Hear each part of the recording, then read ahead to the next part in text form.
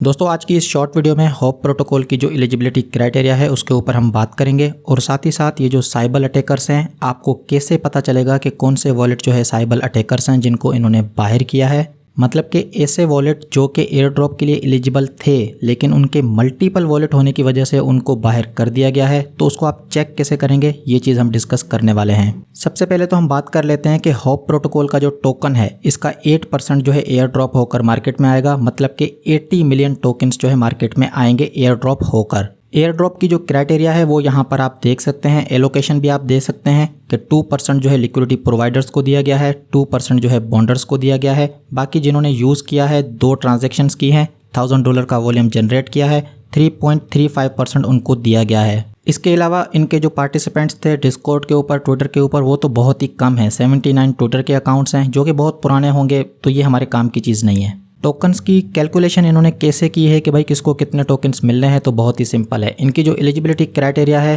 2 transactions की और $1000 volume की, वो जिन्होंने भी पूरी की है तो उनका जो बेसिक अमाउंट बनता है 306 टोकन्स बनते हैं।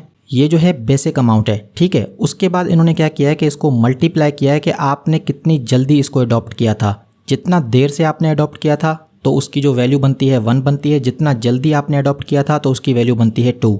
अब अगर मैं अपनी बात करूं तो मैं जो है ज़्यादा जल्दी भी नहीं था, ज़्यादा देर से भी नहीं था, तो मेरी जो वैल्यू बन रही है 1.49 बन रही है। मतलब कि जो 306 टोकन्स हैं इनको मल्टीप्लाई किया गया 1.49 के साथ, वटेवर जो भी अमाउंट आता है तकरीबन 450 के अराउंड ये टोकन्स बनते हैं, ठीक है। उसके बाद फिर एक और मल्टीप्लायर आ जाता है कि भाई आपने कितना ज़्यादा वॉल्यूम यहाँ पर जनरेट किया है। इन्होंने कुछ सर्टेन अमाउंट रख दिया है, अगर उससे ज़्यादा किसी ने वॉल्यूम जनरेट की है तो उसको यहाँ पर पॉइंट्स मिलते हैं। यहाँ पर आप देखें मुझे जो है 3x का यहाँ पर मतलब कि 3x का टायर मुझे यहाँ पर मिल गया है, ठीक है। और मैक्सिमम भी यहाँ पर 3x ही है।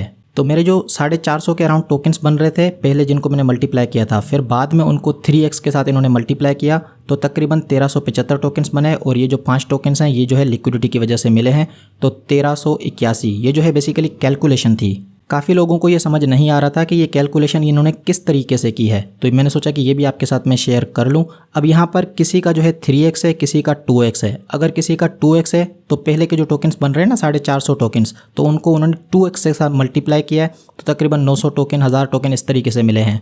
तो ये इनका बेसिक फंडा था टोकन को डिस्ट्रीब्यूट करने का, ठीक है। अब हम बात कर लेते हैं कि कितने वॉलेट्स यहाँ पर एलिजिबल हैं, तो इन्होंने यहाँ पर बता के रखा है तकरीबन 43 के वॉलेट जो है एलिजिबल हैं, जिसमें से 10,000 वॉलेट को इन्होंने बाहर कर लिया है साइबर अटैकर्स कहकर। अब ये जो 4300 वॉलेट एलिजिबल हैं तो ये जो है उसकी लिस्ट है। इसी तरीके से जो 10,000 जिनको इन्होंने बाहर किया है ये उसकी लिस्ट है। मेरा जो वॉलेट है उसको मैं यहाँ से कॉपी कर लेता हूँ आपको दिखाने के लिए कि कैसे चेक करना है। तो ये जो इनिशियल एलिजिबल हैं, ठीक है, तो इसमें पहले चेक कर लेते हैं। तो मुझे कंट्रोल F का बटन दबाना है और मेरा जो वॉलेट है वो यहाँ पर पुट करना है।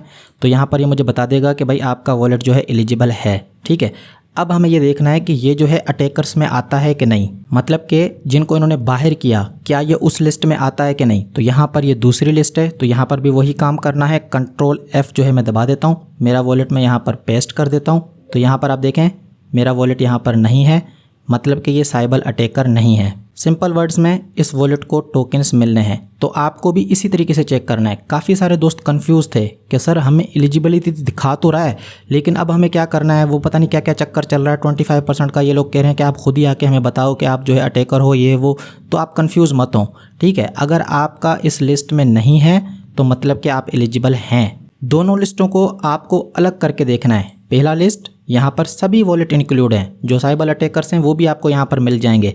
लेकिन जो दूसरा लिस्ट है वहाँ पर सिर्फ वही वॉलेट्स हैं जिनको इन्होंने बाहर किया है।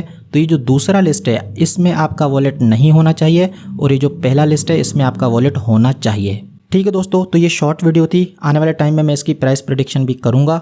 अभी के लिए इतना ही, आपसे मैं फिर मिलूँगा एक और वीडियो में एक और ज़बरदस्त टॉपिक के साथ।